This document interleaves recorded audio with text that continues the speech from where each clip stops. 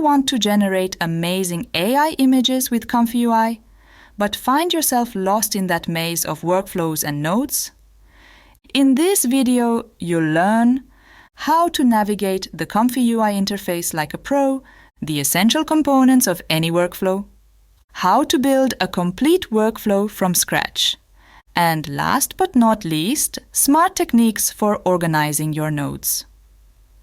We'll be creating a professional text-to-image workflow step by step. Here's what we'll cover: ComfyUI's core interface and controls, essential node types and their functions, how to connect nodes properly, and finally, advanced organization techniques and workflow optimization tips. When you first open ComfyUI, you'll see this default workflow on your screen. Think of it as a production line where each station has a specific job. This is a basic text-to-image setup. Let me break it down. Each box you see is called a node. Every node performs one specific task. Data flows through the colored lines connecting these nodes, and each connection point has a purpose, shown by its color and name. The nodes work together in sequence like components in a machine. This workflow shows the essential steps: loading your AI model, processing your text prompts, generating the image, and saving your final result. You can adjust settings in each node to control exactly how your image turns out. If you've recently installed or updated ComfyUI, you'll notice a completely redesigned interface. Let me walk you through it. The first thing you'll see is the new layout with a sidebar and top menu. Don't worry if you prefer the old style. You can easily switch back by going to Settings, finding the menu option, and selecting Disabled. But for this tutorial, let's stick with the new interface by keeping it set to Top. Looking at the sidebar, you'll find several key elements. At the bottom, there's Settings and Theme controls. Moving up, you've got your Workflows section, followed by your model library. As you can see, I'm running a minimal setup with just 3 checkpoints files, one of which is my absolute favorite. It's called Juggernaut XL, a model I've downloaded from Civit AI, which is perfect for this tutorial.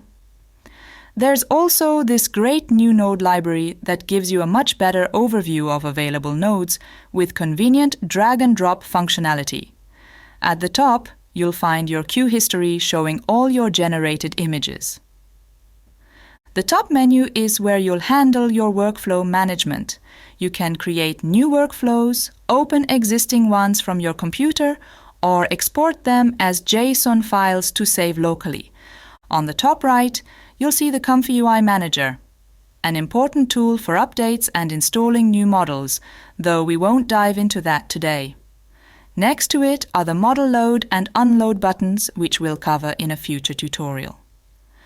There's also this movable bar containing the queue button and batch count option. Personally, I like to drag this to my menu bar. The queue button is essentially your start button. It kicks off the image generation process. Think of it as pressing the master switch that starts your entire production line. When clicked, each station or node activates in sequence. Nodes light up green as they begin their specific task. Each station processes its part and passes the result to the next. The result is a finished image. The batch count lets you specify how many images you want to generate at once. It defaults to 1, but you can set it higher if you need multiple variations. There are also 2 special queue modes you can use. The first one is Queue Instant. When you enable this, ComfyUI will continuously generate images without stopping until you disable it. Think of it like putting your workflow on autopilot. The second mode is Queue Change. This one is really handy when you're tweaking your settings. Once enabled, it will automatically generate a new image every time you adjust any parameter in your workflow. No need to manually click the Q button after each change. Just remember that both modes will keep running until you manually turn them off, so use them wisely to avoid overwhelming your system. Let me explain the interfaces and nodes in detail by creating a new text-to-image workflow from scratch. Click the plus sign in the workflow library to add a new entry. You can give it a memorable name by right-clicking on it, selecting Rename, and typing in your chosen name. Just hit enter when you're done and we're ready to start building. Our first step is loading the model from a checkpoint file using the Load Checkpoint node. There are several ways to create a new node. You can open the node library on the left and either search for the node or browse through folders to find it. Then simply drag it onto the canvas.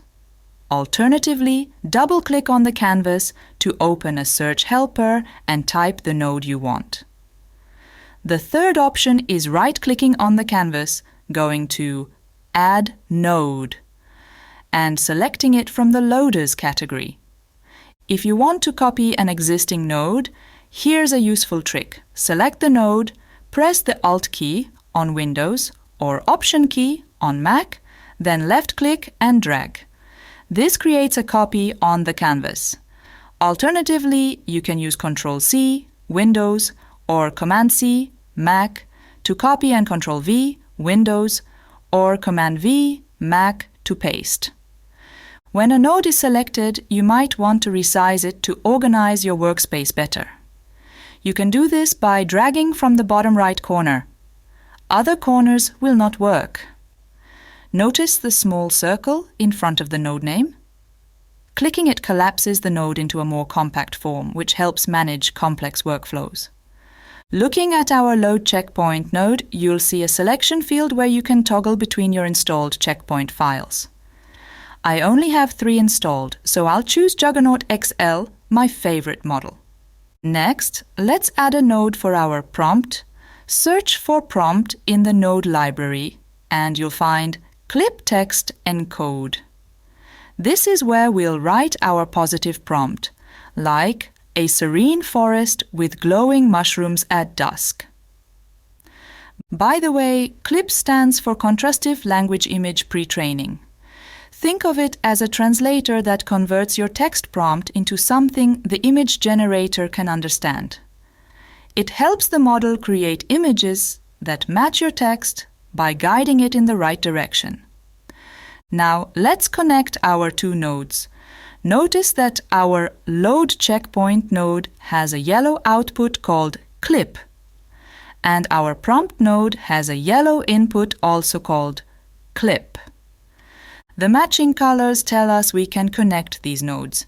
You couldn't connect the VAE output, for example, with the Clip input. They have to match in color. Since we also want a negative prompt, let's make a copy of our prompt node. Select it, hold Alt on Windows or Option on Mac, and drag a copy onto the canvas. Connect the Load Checkpoint node with this second prompt node too. The negative prompt is where we write what we don't want in our final image. Things like ugly or blurry. To keep things organized, let's give our nodes better names.